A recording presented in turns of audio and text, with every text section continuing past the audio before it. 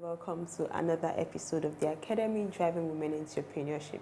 On the episode with me today is the Managing Director and CEO of 3Invest Limited, Ms. Ruth Obi. It's great to have you with us on the Academy. Thank you. All right, first question I'm going to ask is, how did you come about the name 3Invest?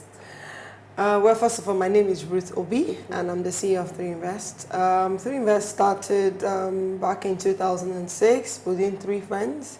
And we wanted to venture into real estate as young people, and we thought, okay, since it's a real estate investment company, we can call it 3Invest. That's how it started. Before everyone just grew and decided to do it was just like, let me just say, like a joke. But when we all grew after a year, I decided to keep the name, came back to Nigeria, and registered 3Invest as 3Invest Limited as a company, and kept the name since then. Okay, all right. You're an award-winning CEO, an entrepreneur, and then you're also a woman. How's the journey been so far? It's almost been 7 years down the lane. Thanks for the accolades. I think the first one was the Nigeria Youth Economic Summit in 2012, and quite a number of recognition awards. I think it's about being a little more outstanding in what we're trying to achieve as a brand and the vision of the company.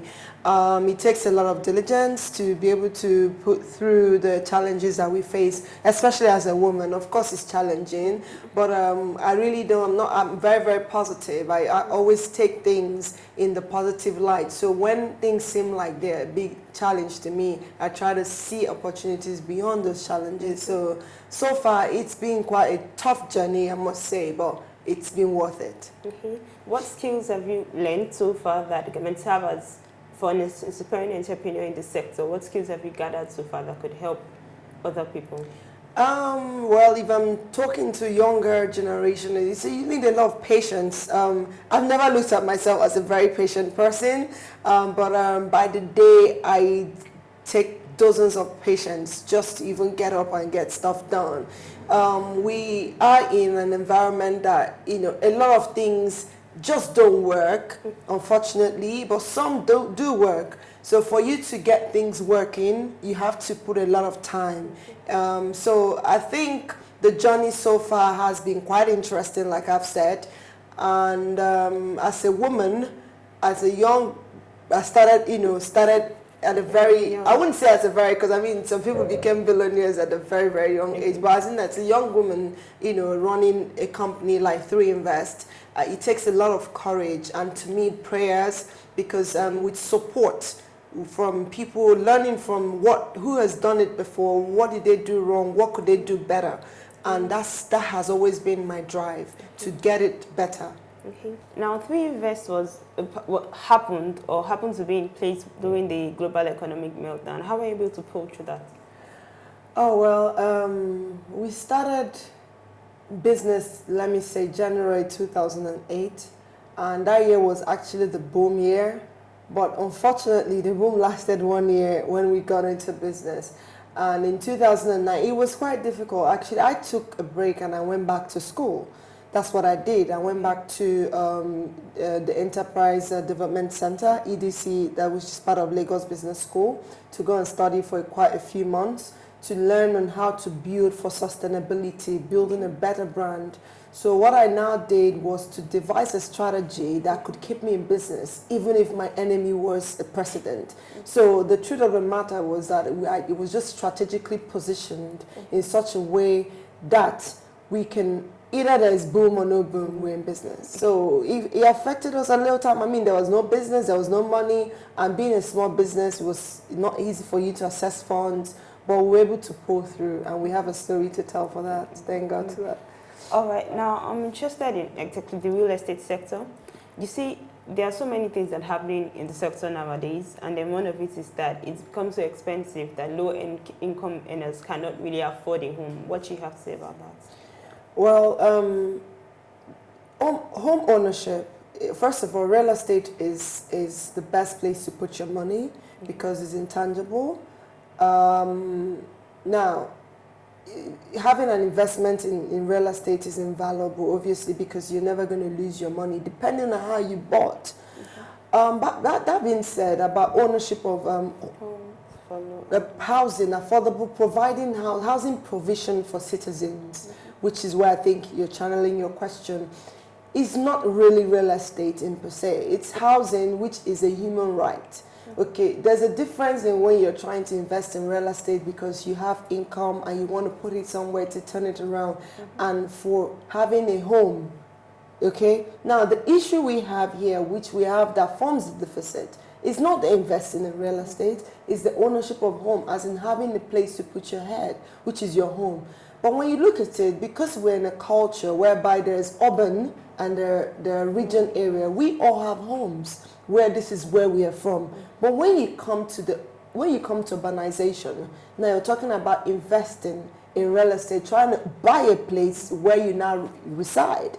Now, in as much as that being done, if the right way is, if assuming I'm from Lagos State, I have a house, okay? Now, but if I'm from Imo State, I want to live in Lagos, that becomes a problem.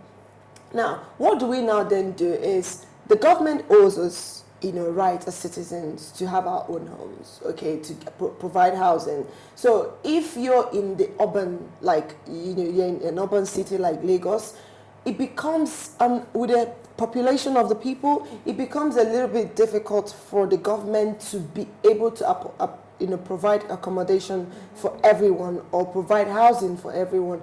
But I mean, that's how the deficit arose. But where do we individually have where we come from as a home? Of course we do.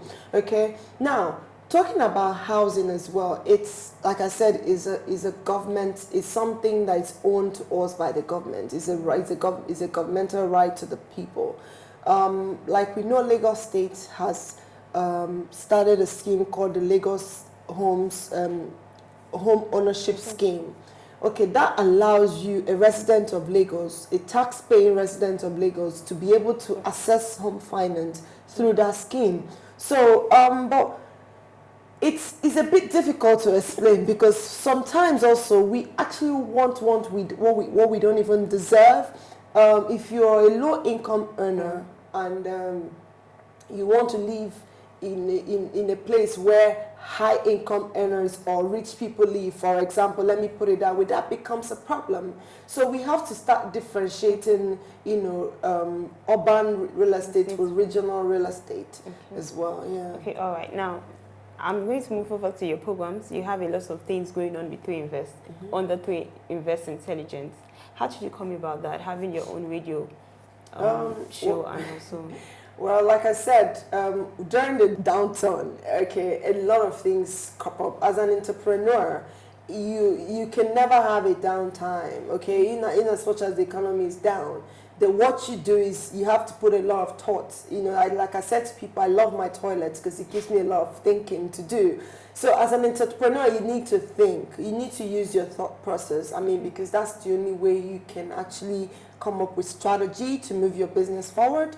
So what I did after the downturn was to think about strategy, look at things, look at global practices, look at trends happening worldwide. What do we need to do? And we came up with Invest Intelligence, which is just like an advocacy tool that would help promote the industry and also give us a strategy to devise resources that can actually bring income to the company.